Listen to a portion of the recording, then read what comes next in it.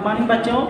आज हम class 10th में लेसन 1 का अध्ययन करेंगे, जिसमें आपका पहले खंड का विषय है गृह प्रबंध। इस गृह प्रबंध के बारे में हम आज अध्ययन करेंगे, जिसमें जो कि पारिवारिक बजट का अर्थ एवं परिभाषा, जो कि पारिवारिक बजट का अर्थ एवं परिभाषा, और उसके बाद बजट से प्राप्त होने वाली सूचनाएं, कौन कौन से हमें बजट से प्राप्त होती हैं सूचनाएं।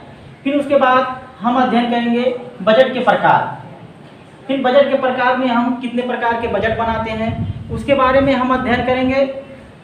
फिर उसके बाद हम अध्ययन करेंगे संतुलित बजट, उसके बाद घाटे का बजट, उसके बाद बचत का बजट। ये सभी चीज़ों को हम अध्ययन करेंगे, जिसमें कि हमारे परिवार में इन सभी चीज़ों की महत्वपूर्ण जानकारी होना बहुत ही आवश्यक है।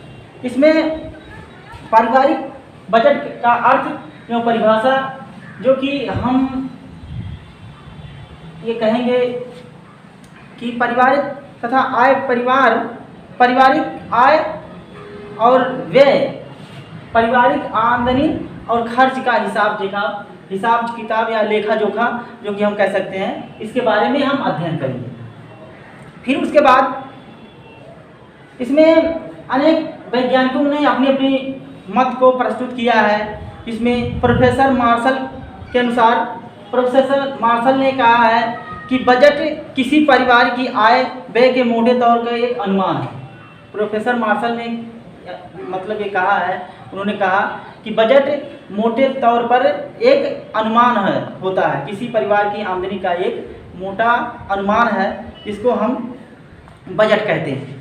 फिर उसके बाद दूसरे वैज्ञानिक ने कहा है कि समाजशास्त्री वेबर के अनुसार, वेबर ने पारिवारिक बजट में उन्होंने कहा है कि पारिवारिक बजट पारिवारिक आय को व्यवस्थित रूप से ऐसी बातों के लिए व्यक्त करने का साधन है जिसके अधिकतम सदस्यों सुख कल्याण में वृद्धि हो सके। परिवार के सदस्यों का ऐसा एक साधन है जिससे कि परिवार के सदस्यों की उसमें वृद्धि होती है। तो इस प्रकार से हम बजट को परिभाषित करते हैं। आज और भी वैज्ञानिक हैं जो इसको, समाजशास्त्री हैं जो इसको अपने अपने ढंग से अलग अलग तरीके से इसको परिभाषा में बताए हैं, इसका अर्थ बताए हैं। उसके बाद हम अध्ययन करेंगे इसमें जो है बजट से प्राप्त होने वाली सूचनाएं, कि हमें बजट से कौन कौन सी सूचनाएं प्राप्त होती हैं। तो इसमें बजट परिवार की आय और खर्च की एक गणना मालूम हो जाती है। ध्यान हो जाता है कि उसमें क्या क्या सूचनाएं हैं, जैसे स्रोत हैं। पारिवारिक बजट की निम्नलिखित सूचनाएं हैं। इसमें बजट के प्रकार में हम ये अध्ययन करेंगे कि बजट के प्रकार में हम अध्ययन करेंगे, जिसमें बजट की अवधि,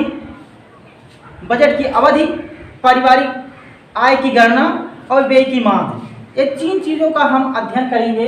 इसमें बजट के प्रकार में 3 प्रकार से बजट के प्रकार में हम अध्ययन करेंगे। इसमें बजट की जो अवधि होती है वो दैनिक होती है, मतलब रोज की होती है। फिर उसके बाद साप्ताहिक होती है बजट की अवधि, फिर उसके बाद मासिक होती है, फिर वार्षिक होती है। इसमें इस प्रकार से हम बजट के प्रकार को हम 4 प्रकार से उसमें वर्णन करेंगे, बजट की जो अवधि है। उसके बाद परिवार की आय की गणना, बजट के कारण कुल आय की गणना हो जाती है। जब हम किसी वस्तु, किसी सामान या किसी चीज़ के हम बजट बनाते हैं, तो उसमें हमें हर चीज़ की गणना हो जाती है कि हमारा पैसा कहाँ खर्च होगा। फिर व्यय की माद, तीसरा आता है व्यय की माद, जिसमें हम ये समझ लेते हैं कि हमारा पैसा किस मतलब रूप में खर्च हो रहा है, कहाँ कहाँ खर्च हो रहा है। इस चीज़ को हम अध्ययन करते हैं। उसके बाद बजट के प्रकार के बाद संतुलित बजट, घाटे का बजट और बचत का बजट, ये 3 चीज़ों का हम अध्ययन करेंगे। फिर उसके बाद आवश्यकताओं का निर्धारण होता है। फिर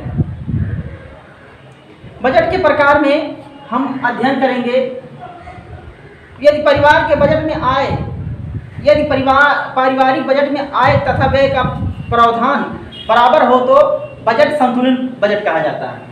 इसमें हम संतुलित बजट में ये अध्ययन करेंगे, यह कह सकते हैं कि अगर आमदनी 100 रुपया है और 100 रुपया हम खर्च कर रहे हैं तो उसमें घाटे का बजट कोई हमारा नुकसान नहीं होगा, वो बराबर का बजट माना जाएगा, ना हमारा घाटा होगा ना हमारा नुकसान होगा। फिर उसके बाद हम इसमें ना तो ऋण लेना पड़ता है और ना ही बचत हो पाती है, मतलब कि जितना हम कमा रहे हैं उतना खर्च हो जा रहा है, लेकिन इसमें हमारा कुछ भी फायदा नहीं हो रहा है, ना कुछ हम बचा पा रहे हैं। तो ये बराबर का बजट होगा इसमें, मतलब संतुलित बजट में। फिर उसके बाद घाटे का बजट। हम घाटे के बजट पे हम ये कह सकते हैं कि हम अगर 100 रुपया कमाते हैं और 120 रुपया खर्च करते हैं तो ये हमारा घाटे का बजट होगा। ये हमारे भविष्य के लिए अंधकारमय है, नुकसानदेह है। ये इससे क्या है, परिवार कोई भी तरक्की नहीं कर सकता। ये घाटे के बजट में, इस प्रकार के बजट में आय कम तथा व्यय अधिक होता है। आमदनी कम होती है और खर्च ज़्यादा होता है। इस प्रकार से इस बजट को हम घाटे का बजट कह सकते हैं, क्योंकि वास्तविक व्यय को पूरा करने के लिए हमें किसी न किसी तरीके से किसी न किसी के पास हमें ऋण लेना पड़ेगा, क्योंकि आमदनी जब उतनी नहीं है तो और खर्च ज़्यादा है तो हमारे परिवार के पालन पोषण के लिए उसमें क्या होता है, ऋण लेना पड़ेगा। तो इसको हम घाटे का बजट कहेंगे। फिर उसके बाद हम आते हैं बचत का बजट। बचत के बजट में हम ऐसे बजट को शामिल करते हैं जिसमें कुछ बचत हो। इस बजट में आय अधिक होती है और व्यय कम होता है। इस बजट में, बचत के बजट में आमदनी हमारी अधिक होती है और खर्च इसमें हम कम करते हैं, तो ऐसे बजट को हम बचत के बजट कह सकते हैं या बचत का बजट है।